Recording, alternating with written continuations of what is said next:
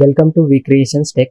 Today in this video is how to embed a variable into a string. For example, I need to display my age as a output. For this, let me write some code snippet.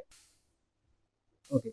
Here I have taken age as a 25 and I have taken one variable. For this, I have combined the string and integer and passing this total value to our string variable.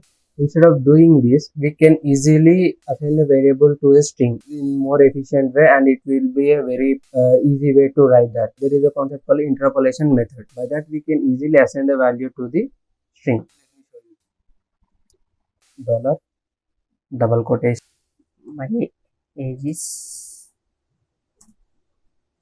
open close brackets, and we have to pass the integer value here. That's it. Let me run it and show you the output. See, in output window we can say my age is 25. Thank you.